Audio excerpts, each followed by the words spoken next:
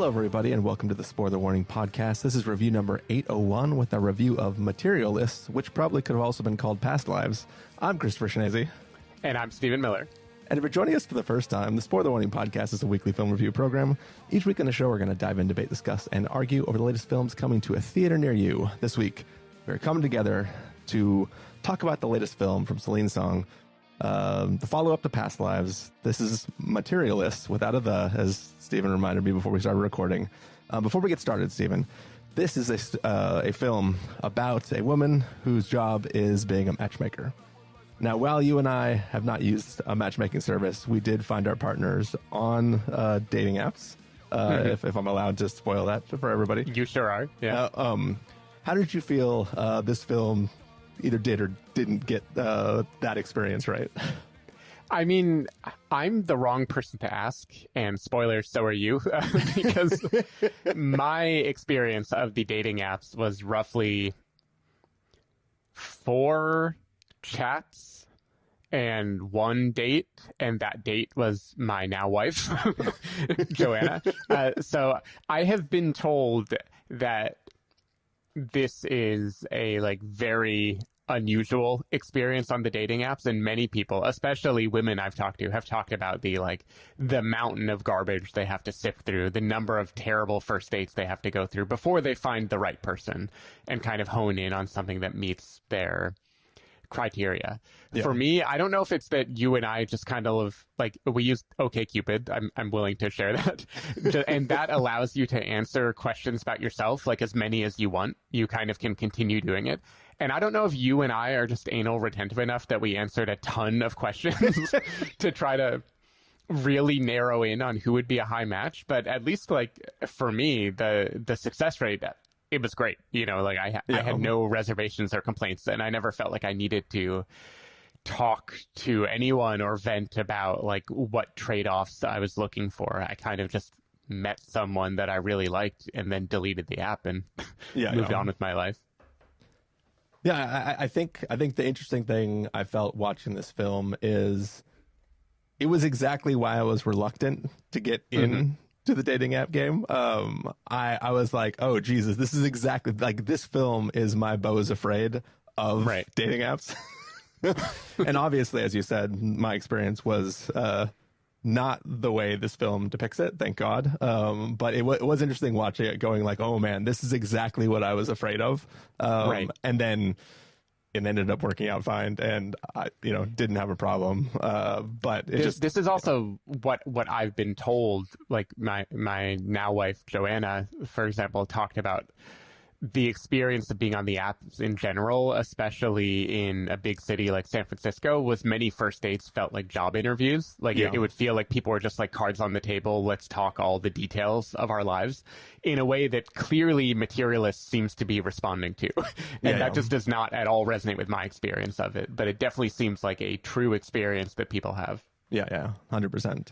Yeah, just, wanted to throw that out there. I thought it would be an interesting opening topic, but we have a film to dive into, Stephen. Yeah, and that film could be called Present Lives, as in the lives of people who want presents because they're materialists. Because they're materialists, yes.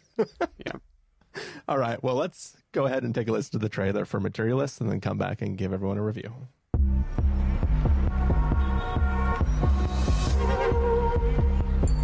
Hey, are you single? I'm a matchmaker. Give me a call if you want to meet somebody. I deserve someone who fulfills all of my criteria. Nothing over 20 BMI. I don't want someone who likes cats. I'm trying to settle. I promise you're going to marry the love of your life. How many marriages are you responsible for now, Lucy? 9. If the girl asks for a tall drink of water with a salary over 500 grand, you deliver. You're the matchmaker. You want a drink? Sure. Coke and beer. Hey, buddy. Hi, John. Definitely didn't expect to run into you tonight. I missed you.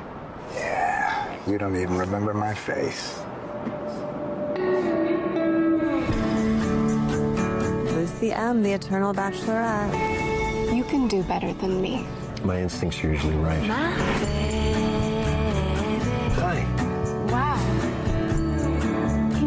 the math, don't you? You are what we call a unicorn. An impossible fantasy. How much is this apartment? $12 million. Not gonna marry him, are you? Why not? Because he's good looking and rich. Probably doesn't have roommates. Is that my charger? When I see your face, I see wrinkles and children that look like you. So where does that leave us? What are you thinking about? I don't think I'm very good at my job anymore. We promised them love. But the math doesn't add up. Why does anyone even get married? Because they're lonely.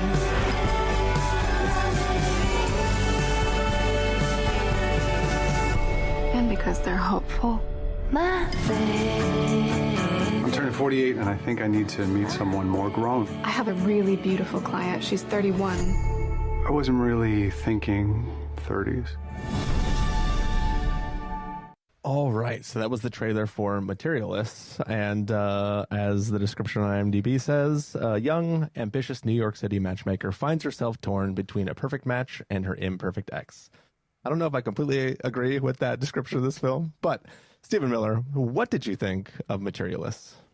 Yeah, I'm glad I didn't read that description because I didn't even know going into this movie I knew that there were two hunks, with top billing. So I guess I assumed there was going to be some kind of dynamic between two men in her life, but I had no idea that it was going to be framed that way, honestly. So you have not seen the trailer for it? Or you hadn't seen the trailer? I think I saw the trailer one time and maybe I was distracted during. I clocked who was in the movie and I clocked that it was about love and materialism, but I didn't clock that it was going to be like an ex versus the man who checks every box. Like that wasn't the thing that I caught. Because I feel like when Coke and beer materializes, you know exactly that it has to be from an ex. Oh, okay. Yeah. You're right. Maybe I was just dumb because I did remember that in the trailer. Anyway, sorry for diving in. Yeah. So anyway, I mean, Past Lives was by far my favorite movie of the year when it came out. Like I adored it. I think Celine Song was just amazing. Like the way she writes dialogue, the way she explores the nuances of love, the camera work, like everything.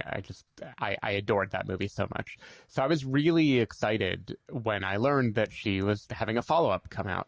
And I have to admit, the trailer, which I must have seen, because I remember feeling a little worried by the trailer, not totally worried, but just like it wasn't giving the same vibe of this is an indie that will make me cry.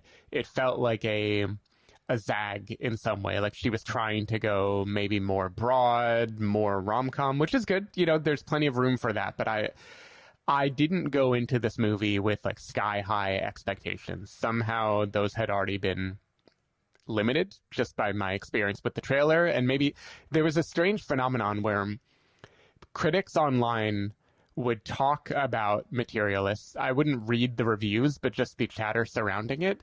It was like praise, but it never felt gushing. It felt like an I see what you did there in a way that it all felt kind of odd to me. Like there was a weird vibe around this movie. And having seen it, I think I know why. Because like conceptually, I really love this movie. Like the idea of a smart, cynical dissection of relationships, of what we're all looking for, like a playwright's riff on Sex and the City or something, like updated to modern day, but trying to be like the intelligent, incisive look at what is it actually like to date and try to find love. What is it that human beings are all looking for? Love it. And I think the messages of this movie largely resonate with me. There is a trade-off. People are not just looking for love. They're looking for security. They're looking for a life together. They're looking for a companion they can trust. They're looking for so many different things. And all of those details are there on paper. Like, I think on the page, the dialogue is great. I think the themes it's dissecting are great. I think the cast are great and do the job that they're being asked to do. But this movie has this concept of math. Does something add up to the math? And I feel like the math of this movie adds up, and yet I don't feel it very much at all. There is this strange tone And I'm not going to say it's stilted, but Dakota Johnson and Pedro Pascal in particular, they both speak plainly and directly, just saying themes out loud in a way that I don't think a real human being would. And there's an argument that that is the goal because of what they represent, who their characters are in this movie. But just watching it, I felt like Chris Evans was the only person allowed to be alive for most of the runtime in a way that was very odd. Like Dakota Johnson, she's doing this thing where she's supposed to be reserved and analytical and not allowing herself to be won over by feelings. But the result of it was I felt like I was watching a rom-com where it was not human beings talking to each other for most of the movie. I mean, there are lots of like slinky, seductive things in this movie that work, but then when you zoom in and kind of see what they're actually doing or what they're talking about, they just feel kind of off to me. Like there's a montage of dates that Dakota Johnson is having with Pedro Pascal, where over the course of multiple dates, they're talking, having this banter about why she thinks he shouldn't want her, and he's trying to figure out what are you looking for in a man. And it's supposed to be subversive, and it is, and it's supposed to be like surprisingly direct because she talks directly about money and what she's looking for in the future. And it is, but it's just like something just felt not quite alive about it. Like there was something I didn't believe about the way characters interact here. And a lot of the talk, for as much as it's trying to be like cynical and direct, it feels very surface level to me. Like I don't think it's that earth shattering to be like, money matters. People care about security. People make sacrifices. People make compromises. There's nuggets of things I really love. Like I love this concept that repeats of like, he makes me feel valuable, right? Like this idea of value and what is your value as a person and another person's ability to reflect value onto you. That's like the Celine Song that I saw in Past Lives that just has like the perfect way of encapsulating this thought. But a lot of it, I don't know. I admired a lot of this movie. I was like impressed by the movie. I think the cast does well. I think it wraps it all very neatly. The arc of the movie makes sense to me, but there was just like details of the humanity of it never totally clicked into gear. I just felt like this was stuck in some gear between being like thought-provoking but superficial, or sexy but also restrained, or also like very human but not feeling alive. Like I don't know, there was something weird about this movie for me. Before I go on, I kind of want to know how you felt. Like am I alone in this island, or did this movie also feel odd to you in some way? I didn't think it at the time, but I feel as you describe it that there is some bit of that lingers with me after the fact. Like, I mean, the last week's been kind of crazy schedule-wise and stuff, so I'm like, turn off the last week, let's go record a podcast. And I was trying to think back on my feelings of the film, and I was struggling a little bit just to kind of like pull in an overarching kind of like huge look at the thing as a whole, and mostly just remembering certain parts that vibed with me. And that might mean that I was picking up on a little bit of what you're talking about, but like in the moment, I was kind of doing my own math during the film and kind of going like, it checks this box, it doesn't check this box, It checks this box, you know. But to me, it wasn't in the moment, it wasn't a negative thing. I was just kind of like, I was interested in where Celine Song was going with this film. And like one thing I want to say is like the way she writes, I'm not going to say all her male characters, but like she has this guy that she can write, which is like the most devastated yet understanding male character Yes. that she can write, which is like, you know, we talked about John Magaro in Past Lives and like how much we love that character. And like Chris Evans, the moment he shows up, just the way he says buddy is like, you watched the entire like 500 Days of the Summer film that he was in. You know what I mean? Where you know exactly their entire history in the past and what all went down. Yes. Chris Evans is definitely the John Magaro of this movie. Yeah. And it's like, it's just, you really get a sense of what's there. And you can see in just the way he feels like a person that is just resigned to like, you know, whatever. If it works, it works. I'll just go on doing my normal life and whatever. We'll see how it goes. So it's like, I was really caught up in the presentation of just like how she's able to write these characters like that, where, you know, they don't have to say anything, just their presence Right. tells you everything you need to know about them. Now, overall, the story and stuff, like, you know, from the trailer alone, kind of like what you said, like you said that if I can paraphrase and correct me if I misinterpret what you were saying, but is that like something felt off about the trailer from the beginning, and it just kind of, it didn't set your expectations super high, but you were curious about it. For me, watching the trailer, even watching it again now, if it did not pop up the titles that said, like, you know, from the person who created Past Lives, I would have hard passed on this film so hard, because it just looks like your typical rom-com of like, my fancy rich guy that I'm gonna go with. Oh, but my old boyfriend is here too. What am I gonna choose? And it really, like, I would have never, if I didn't know to even watch, and also I have a problem where when I watch trailers, I don't read any of the text on them. Like, I have to see the trailer like 5 times before I actually read it. Foreign films must be really confusing. No, sometimes I forget to continue reading subtitles when I watch foreign films. It's like an actual problem where I just, my brain doesn't want to read while I'm trying to watch stuff. So like, if I would have seen in a vacuum the trailer for this film and it would have not said Past Lives anywhere in it, I would have just totally bounced off this film and never seen it. But I was curious because of the fact that I love Past Lives so much.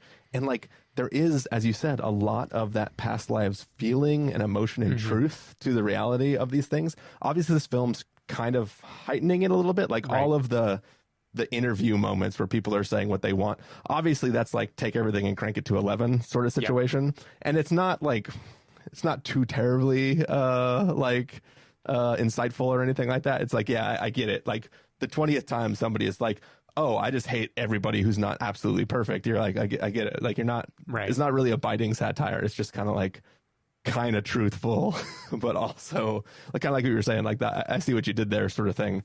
Exactly. Yeah. But I think that there's a lot of interesting stuff here. Like, I kind of wish this film dove deeper into why Dakota Johnson is the way she is, why her character of Lucy is the way she is, because, you know, she refers to herself as an involuntary celibate in this, or sorry, voluntary celibate in the film, not involuntary, voluntary. And she never really explains what she means with it. It almost sounds like the way you wave somebody off who's hitting on you. You know, it doesn't sound like I'm dealing with this thing that I can't undo. But for me, what this film is missing is kind of like her non-willingness to date. I assume, if I can extrapolate for myself the way I read her character, comes from her losing desire to date based on matchmaking people who are terrible. Not like the terrible humans people can be, but I mean specific, just like seeing what everybody else wants and like making those connections. She's good at her job. She can find the exact person for somebody, but it almost feels like that deadens her wanting to date because she sees the Matrix. It's not fun to go do kung fu against somebody if you just jack that in the back of your head and then you can kung fu everything perfectly, right? Like, she's like the Neo of the dating world. So for her, it's kind of like everything is the last fight with Smith, where she's just like casually blocking everything, right? So that's kind of how I feel. And it's like, it's interesting to see, like you talked about there being some roboticness to that montage of her and Pedro going on those dates.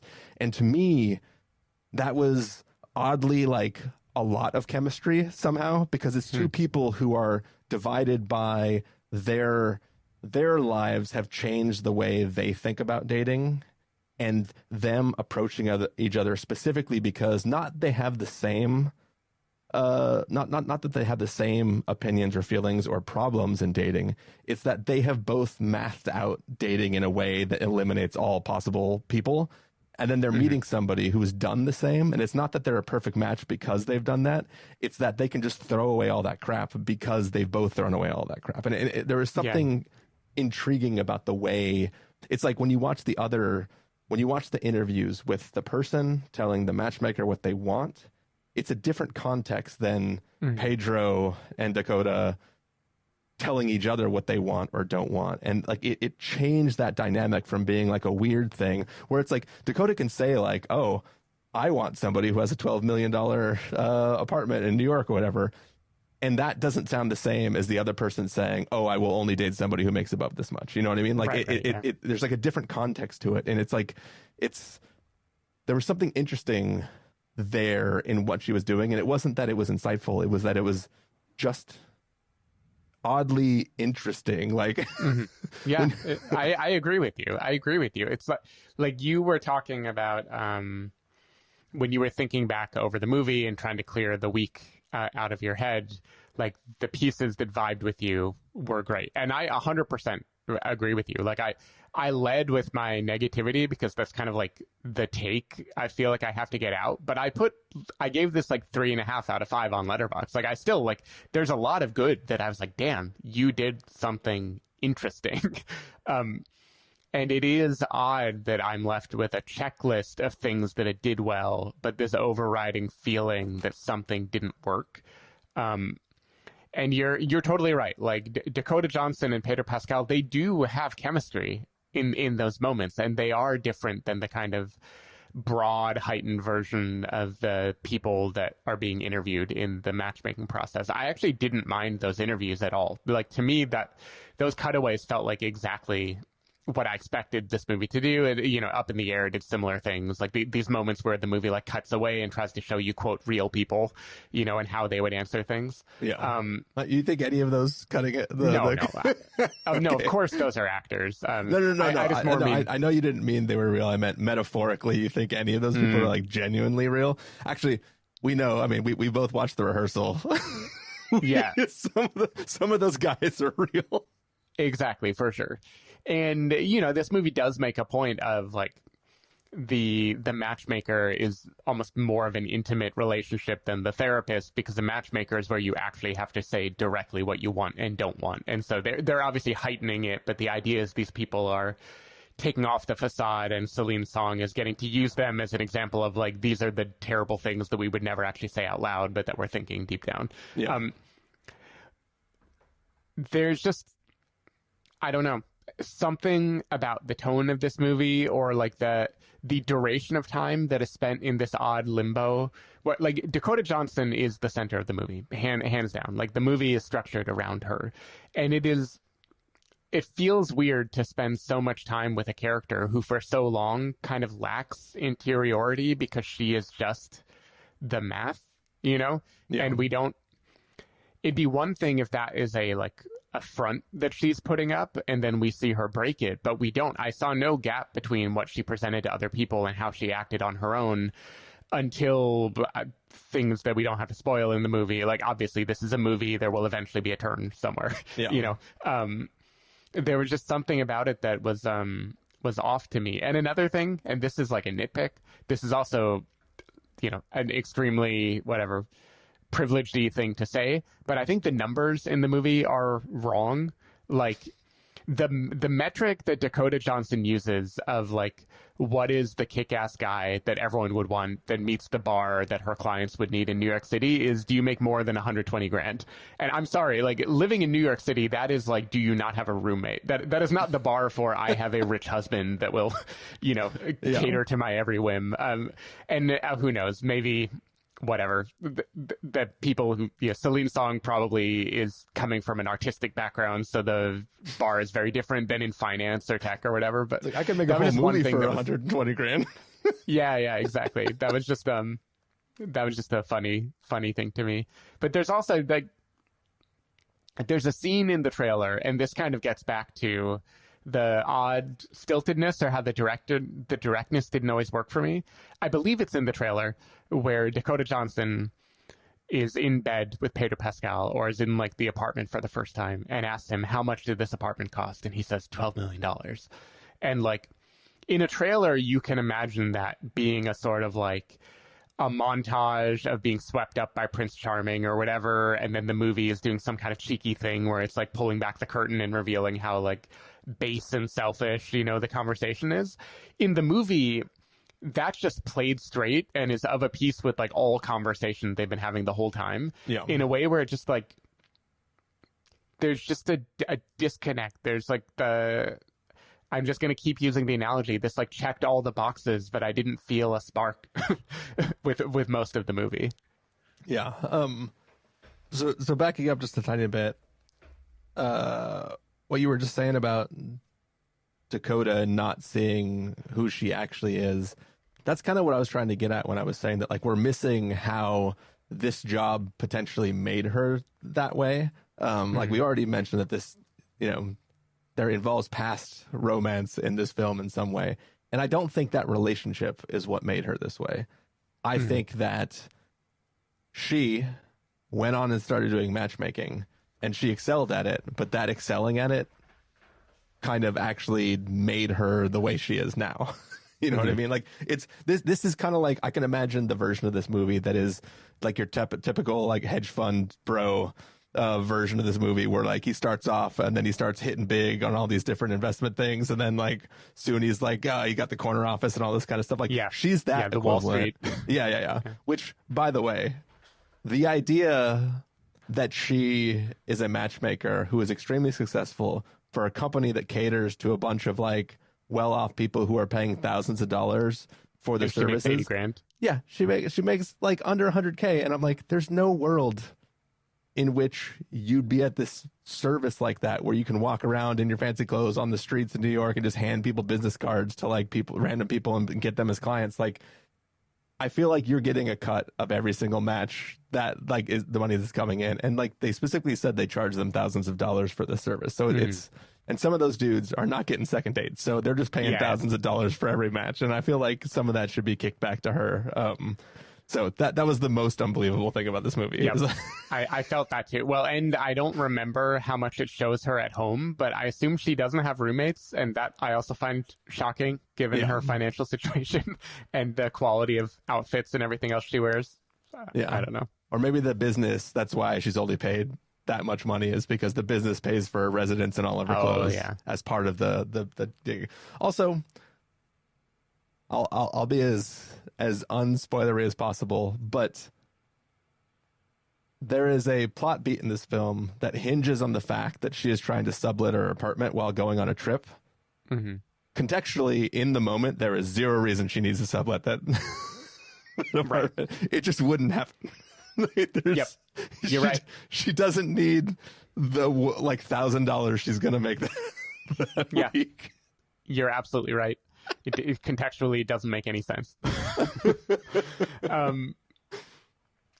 There's another, and I'm going to dance around spoilers too, but there's a beat in this movie that hinges on a terrible thing happening to someone and it kind of breaking Dakota Johnson in some way.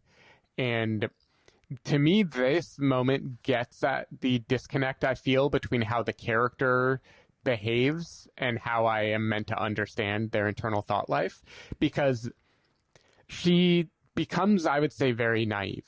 She starts asking questions or saying things like, how could this I'm going to dance around it, but she's asking questions that make 100% sense to me if you are shook and you're feeling vulnerable and you are overwhelmed with emotion, and that is kind of clouding your judgment in some way. Your empathy is clouding your rationality. But she still plays that moment as the cool, rational, detached, distant person who is not showing any emotion. And that's kind of the weird... There's this weird thing where even when she is emotional, for most of the movie, we still don't see it, even when the emotions must be driving her behavior. And it just felt like miscalibrated to me in some way. And maybe off mic we can talk more about what I mean. But there's a moment there where I was just like, there's a gap between the character that is being presented to me, which I completely understand on the page, and the way it is being delivered by Dakota Johnson, which I don't understand anymore. And that happened a few times in the movie where she was like so cool and collected, it didn't make sense to me given where the character was. Cool is the wrong word, but like restrained still, not showing emotion, not overwhelmed, not fully alive, Yeah. Maybe she's just dead inside. Maybe. Yeah. But I mean, we know she's not, because there are other moments when she is clearly alive, involving romance with maybe the person she's meant to be with. Maybe. I'll think on it, Steven. Anyway, I'm giving criticism, but I still enjoyed the movie. I just was like, I see all the materials that could make this the sort of thing that would be like I'm over the moon in love with, and it's like frustrating to see those materials not cohere into something that I fully feel swept up in. Yeah. I got a question for you, Steven. Mm-hmm. If you're an aspiring actor and you're doing like a two-person play, yeah, and you tried to get an ex to show up, would you want her to bring her new boyfriend? Brutal. Completely brutal move. Though maybe he's going to treat us all to drinks afterwards. Oh, yeah, that is true. That is true, yeah. Yeah. It's the price you pay for your evening of drinks. One thing I want to highlight while we're just talking random details is over the credits of this movie, there's a song that plays, In Spite of Ourselves by John Prine and Iris DeMent, which is a very funny kind of withering song about like two broken people and how they're together in spite of themselves. And it is the second time this year that I've seen a movie use that to wonderful effect. Die My Love, the Lynn Ramsey movie starring Robert Pattinson and Jennifer Lawrence, also uses it well. And I'm just going to say that song kicks ass. Both of them can have it. I've been listening to the song all week since it played over the credits. It's a good one. Good times. Yeah. Should we get to verdicts? Sure. All right. So ultimately, Steven, how are your feelings about this film? If you're going to give us a must-see, recommend with the caveat, wait for rental, pass with the caveat, or a must-avoid, what would you give it? I think I still have to give it a recommend with a caveat because I do, like as opposed to a rental, because I do think The Good is very good, and there's a lot of interesting stuff being done here and being attempted here, and it is still rare to see a movie that tackles love and relationships in such a blunt way. So like I appreciate the movie a lot. The big caveat is I appreciate it much more than I liked it while I was watching it. I think there's still a weird stuck between gears type thing happening in the way this movie is being delivered that held me at arm's length. And I don't understand why. And I might at some point need to watch it a second time just to crystallize why it didn't totally work for me. The movie being stuck between gears is one of those gears an actor and the other one is a business person. Yeah, that sounds about right. See what I did there? Mm-hmm. Mm-hmm. Anyways. Yeah. I'm probably in the same boat, I think. Like it is an interesting film to sit through and think during, right? Like after leaving, it doesn't linger with me. It's kind of just like the math of this, watching this film didn't do anything for me, right? It's not like a thing where I'm going to be thinking about this for the rest of the year. Walking out of Past Lives, it was like, holy shit, I don't know what is going to pass that by the end of the year. Walking out of this, it's going to go, I don't know if I will remember this came out this year. Yeah. But it's not to say it's bad at all. I think I'm probably a recommender with the caveat. The caveat is extremely large, but I think there is a lot of interesting stuff happening in this. And like the characters have plenty of chemistry that drives me forward in this story. Like I care about the choices that characters will make, not in the, I have picked this group and I hope they succeed. It's like all of the characters I feel for in a way that makes me feel differently than I would in the other film. Like, in a different film, Pedro might be the villain or Chris Evans might be the villain, right? And we're trying to watch a story that is trying to lean one way or the other. And we're like, I hope that other person stays out of it because fuck that guy. Like this is a thing where like you could conceivably decide that like anything works in this universe and you're happy with whatever the outcome would be. Right. Which is also a quality the Past Lives had too, which I think is an interesting thing. Yeah. Oh no, I had only one way that movie could have ended. only Johnny. He's all I care about. Except for in this movie. That was a weird cameo choice. Yeah. This movie, maybe slightly different. Yeah. I was like, hell yeah. And then later I was like, oh. But anyways, that is our review of Materialists, which I know, like, my de-esser thing is going to cut off that S at the end of this. So every single time it's going to sound like I'm saying the Materialist, but I am saying Materialists. Yeah, plural. Yeah. Just say the word plural after every time. Yeah.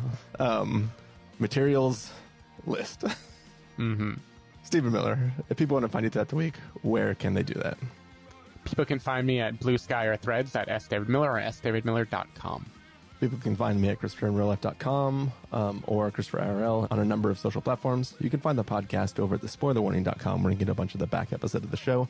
If you want to subscribe to the show, you can do so on Overcast, YouTube, Apple Podcasts, or wherever podcasts are found. If you want to know when the episodes go live, you can follow us at twitter.com/spoilerwarning, facebook.com/thespoilerwarning, or instagram.com/thespoilerwarning. If you want to get a hold of us directly, you can send an email to fans@thespoilerwarning.com, or you can use the contact form on our site. Music for this episode will come from a track selected from artlist.io, so hopefully you're enjoying that. We're going to take off. Thank you, everybody, for listening. We'll be back next week with a review of 28 Years Later. Bye. Bye.